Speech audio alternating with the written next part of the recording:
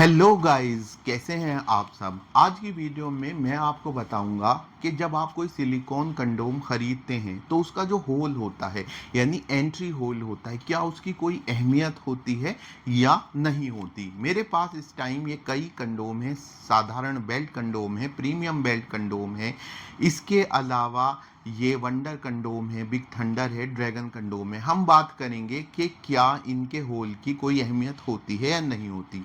ये सवाल क्यों मैं आपके सामने रख रहा हूं और क्यों हम इस बारे में एक वीडियो बना रहे हैं, ये भी मैं आपको क्लियर कर दूं। बात दरअसल ये है कि एक व्यक्ति ने साधारण बेल्ट कंडोम खरीदा और उसने बड़े शौक से खरीदा।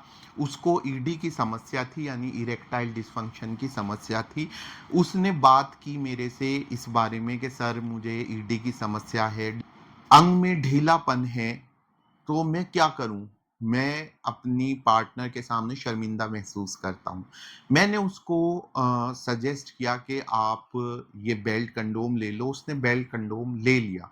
उसने मेरे से बताया था कि उसको कंप्लीट ईडी की प्रॉब्लम है, तो मैंने उसको साधारण बेल्ट कंडोम सजेस्ट कर दिया और इस तरह से उसने ले लिया। कुछ दिन बाद उसकी कॉल आई और उसने कहा कि सर डिवाइस बहुत अच्छी है, काम भी डिवाइस ने बहुत परफेक्टली किया, लेकिन सर मेरे सामने एक परेशानी ये आ रही है कि जब मैं इसको यूज करता हूं तो मेरे अंग में थोड़ा सा तनाव आ जाता है, जिसकी वजह से मेरा अंग इसके अंदर फंस जाता है और मुझे पेन होने लगता है।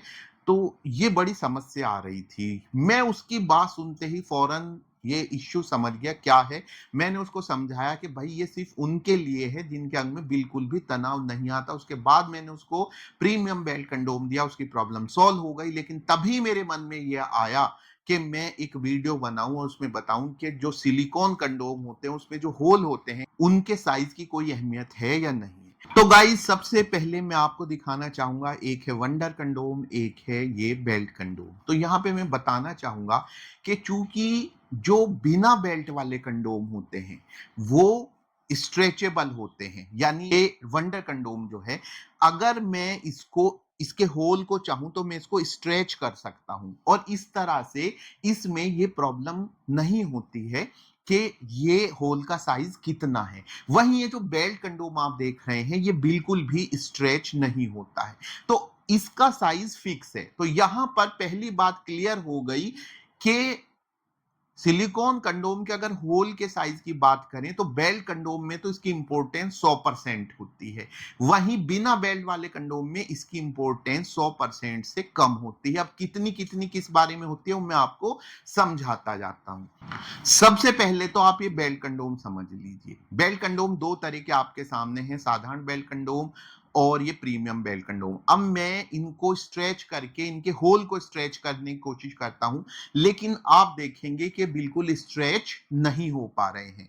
यानी इसका मतलब यह है कि इनके होल के साइज की बड़ी अहमियत है। अगर आपने अपने अंग के साइज की मोटाई से छोटे साइज वाला बेल्ट कंडोम ले लिया तो फिर आपको परेशानी होगी। इसलिए अगर आप बेल्ट कंडोम खरीद रहे हैं तो आप जिस व्यक्ति से खरीद रहे हैं उसे क्लियर बताइए कि मुझे तनाव कितना आता है और कितना नहीं आता। अगर आपको तनाव बिल्कुल नहीं आता, 100% ईडी की प्रॉब्लम है, तो साधारण बेल्ट कंडोम आपके लिए सही है। पर अगर आपको तनाव 30% से ज्यादा आता है या फिर आपको प्रॉपरली पता नहीं कि आता है या नहीं आता है, तो आप प्रीमियम बेल्ट कंडोम यूज करें। तो गाइज, ये तो हो गई बेल्ट कंडोम की बात, यानी बेल्ट कंडोम के होल के साइज को आप चेंज नहीं कर सकते। अब ये देख लीजिए बिना बेल्ट वाले कंडोम। तो बिना बेल्ट वाले जो कंडोम है, ये बात सही है कि ये स्ट्रेचेबल है, तो इसमें होल के साइज का के लिए इतना हार्ड एंड फास्ट नहीं है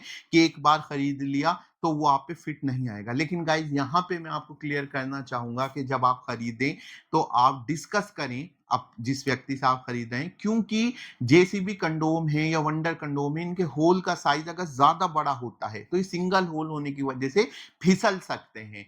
और जो dragon, mini dragon, big thunder है, अगर इनके होल का साइज ज्यादा छोटा हो जाएगा तो ये जो है आपके अंग पर अननेसेसरीली ज्यादा प्रेशर बना सकते हैं। तो गाइस कुल मिलाकर बात ये है कि होल के साइज की इंपॉर्टेंस है, खरीदने से पहले आप अच्छे से डिस्कस कर लें। तो आज की वीडियो में तो इतना ही, मिलूंगा फिर से आपसे एक नई वीडियो में एक नई जानकारी के साथ। Bye, take care.